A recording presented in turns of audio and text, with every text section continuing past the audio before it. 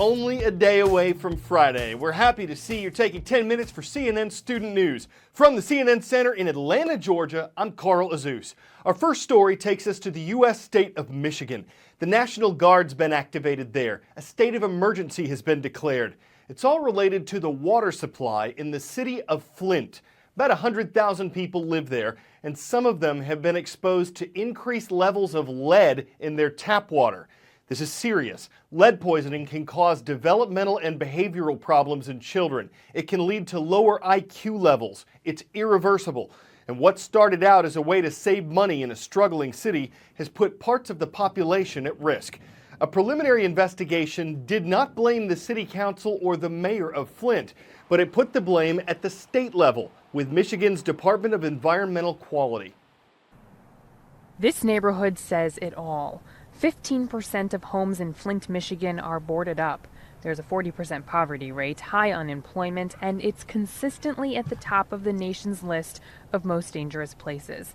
This 33 square mile city doesn't even have a grocery store. And now they don't have clean drinking water. For 18 months, researchers believe the water flowing through taps across Flint has been tainted with lead. In an attempt to cut costs, city officials stopped getting pre-treated water from the city of Detroit in 2014 and instead began using water from the nearby Flint River. The problem is that the Flint River is 19 times more corrosive than Lake Huron, Detroit's water source, according to researchers at Virginia Tech. And the city wasn't treating it according to federal law.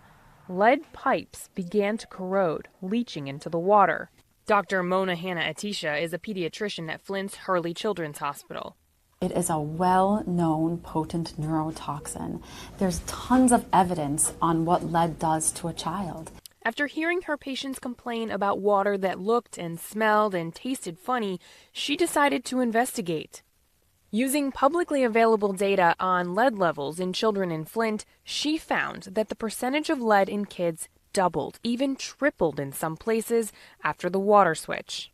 Here's how this happened. The corrosive Flint River water goes from the plant to the water mains to the service lines to homes. In Flint, the water mains are made of iron, which turns some of the water brown.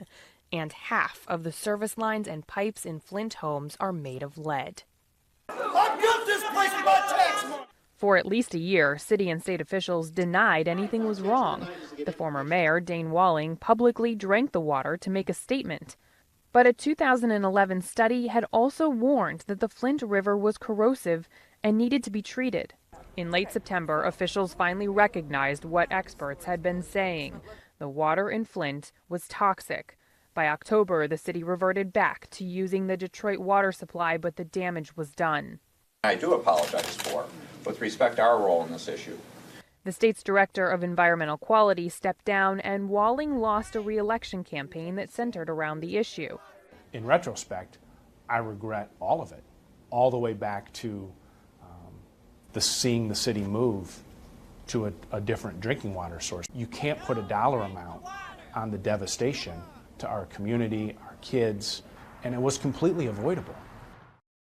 The government of Hong Kong, a special administrative region of China, is taking a step toward clamping down on its ivory trade. Buying and selling ivory is currently allowed there. It's said to be the world's largest market for ivory. The valuable material comes from the tusks of elephants. It's durable, attractive, easy to carve. It's been used to make everything from jewelry to figurines to piano keys, but it's also led to the decimation of some elephant species by poachers, people who illegally kill the animals for their ivory. Wildlife conservationists are applauding an announcement by the Hong Kong city government that it will ban the legal trade of ivory in this island city. The international trade of ivory was banned in 1989, and despite that, there are more than 400 licensed ivory traders in Hong Kong. The dealers insist they're following the rules. They're only buying and selling from a stockpile of ivory from elephants that were killed before 1989. But the conservationist group Wild Aid conducted a year-long investigation during which they alleged that some of these dealers must be laundering ivory that was poached from Africa after 1989, ivory that may also be smuggled in and outside of Hong Kong against international law. Now, the government of Hong Kong says it still needs to draw up legislation for this proposed ban. Activists say every minute counts because at the current rate of poaching, the elephant, the largest living mammal to walk the earth in the wild, could be extinct within a generation. Ivan Watson, CNN, Hong Kong. Well, we always welcome international viewers to the show, and we look for your requests at cnnstudentnews.com. Heard from Shape Belgium on Wednesday's transcript page. Shape American Middle School is there. It's great to see you. From Sealy Lake in western Montana, hello to the Blackhawks. Sealy Swan High School is on the roll. Wrapping things up in Mount Airy, North Carolina, near the border with Virginia, the Bears are watching from Mount Airy Middle School. We've mentioned California schools 6 times so far this school year. We'll be doing more. It's the most populous state, and football fans there are getting a new team to cheer for. Well, not exactly new. The Rams have been around since 1936. They started in Cleveland, Ohio, spent most of their time in Los Angeles, California, and left that city in 1994 to play in St. Louis, Missouri. So what's happening with the team now is a sort of homecoming. NFL football is returning to Los Angeles. One city's victory is usually another city's loss, and that is the case this time around. LA Rams! LA Rams! This year, the St. Louis Rams will now become the Los Angeles Rams. And if there were any confusion over why the team left St. Louis, the NFL commissioner cleared that right up. We felt that we needed to have the kind of stadium and kind of project that had the vision, that had the facilities that would really bring a new kind of fan experience to the NFL and to Los Angeles. But that is not all. 2 other NFL teams got golden opportunities. This agreement also allows the Chargers to relocate to Los Angeles as well.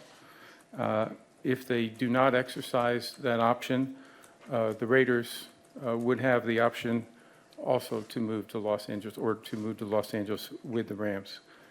The San Diego Chargers and the Oakland Raiders have been trying to get their respective cities to pony up and pay for a new stadium with public money, but that hasn't happened.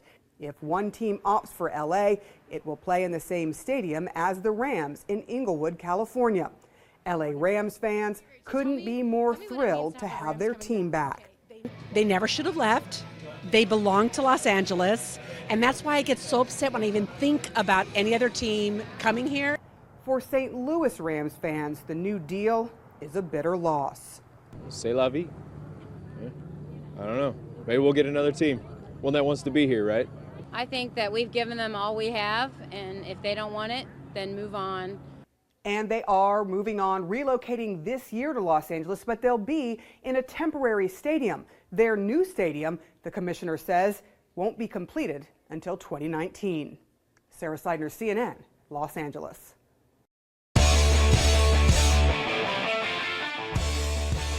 Get ready to break out the ice scraper, or just break the ice scraper. This used to be a car. It was parked overnight near Lake Erie in Buffalo, New York, and a blast of Arctic air plus 47-mile-per-hour winds plus water from the lake equals a carsicle. And there's a sheet of ice all around it, so it'd be hard to drive even if you could get it started.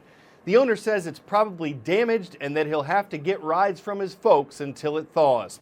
Of course, he could always try to sell it, even though it's an eerie sight. It's been thoroughly winterized. It's got snow tires, an ice-clean grill, a snow roof, plenty of spoilers, perfect seals, lots of fresh coolant, and ice-cold air conditioning. But it's going to need some antifreeze. I'm Carl Azuz, and that's CNN Student News.